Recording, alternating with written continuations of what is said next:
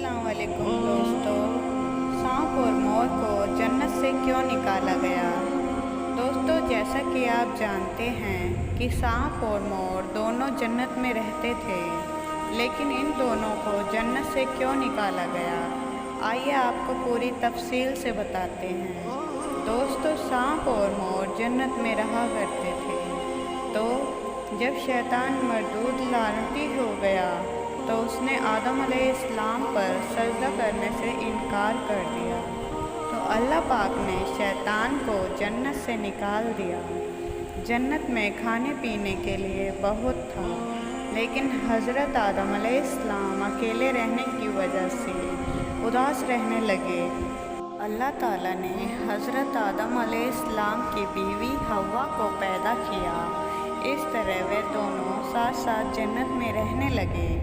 अल्लाह पाक ने उनसे कहा कि तुम जन्नत में रहो, जो चाहो करो, जो खाना है खाओ, घूमो फिरो, ऐश करो, लेकिन इस दरख्त यानी पेड़ के करीब मत जाना, वरना तुम भी जालिमों में से हो जाओगे। जन्नत में सांप और मोर भी रहा करते थे। वह दोनों जन्नत की बाहर आया जाया करते थे। उस वक्त सांप के पैर भी होते थे और सांप के मुंह से एक बेहतरीन खुशबू भी आया करती थी। और मोर जितना भी खूबसूरत है, इससे कहीं ज़्यादा वह जन्नत में खूबसूरत हुआ करता था और उसके पैर बहुत खूबसूरत थे। एक दिन दोनों जन्नत से बाहर निकले तो सामने शैतान आ गया। शैतान ने कहा कि मुझे भी जन्नत में लेकर चलो, तो उन दोनों ने कहा कि हम तुमको जन्नत में नहीं ले जा सकते।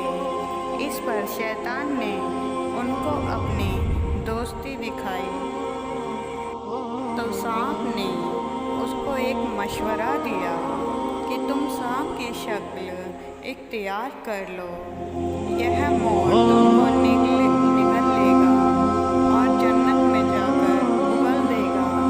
इसके बाद शैतान सांप बन गया और मोर ने उसको निगल लिया और जन्नत में जाकर उगल दिया। इस तरह शैतान जन्नत में पहुंच गया और शैतान ने हज़रत आदम और हव्वा से मुलाकात की। शैतान ने उनसे कहा कि तुमने अभी तक वह फल क्यों नहीं खाया? तो हज़रत आदम अलैहिस्सलाम ने कहा कि अल्लाह ने हमें उस दरख्त से दूर रहने का हुक्म दिया है, हम कभी भी उस फल को नहीं खाएंगे। जब आदम सो गए तो शैतान मरदूद हज़रत हव्वा के पास आया। अल्लाह ने तुम्हें ये फल खाने से इसलिए मना किया है, कहीं तुम फरिश्ते ना बन जाओ। बीवी हव्वा शैतान की बातों में आकर दरख्त का फल खा लेती है और हज़रत आदम अलैहिस्सलाम को भी खिला देती है। जैसे ही फल खाया, उनका लिबास उतर गया और अल्लाह ने कहा कि मैंने तुम्हें मना किया था और तुमने उस दरख्त का फल खा लिया। अल्लाह ने फरमाया, यहाँ से निकल जाओ और दुनिया में जाके रहो और तकलीफ़ सहते रहो। तो अल्लाह ने शैतान को अंदर आने के बदले में मोर की खूबसूरती छीन ली और मोर के पैर बदसूरत बना दिए और सांप के भी पाँव छीन लिए और सांप के मुंह से आने वाले खुशबू छीन के जहर भर दिया। इस तरह आदम को हिंदुस्तान की सर ज़मीन पर उतारा गया और हज़रत हव्वा को जिद्दा में उतारा गया। सांप और मोर को अस्तवाहन में उतारा गया। शुक्रिया दोस्तों, आपको यह हमारा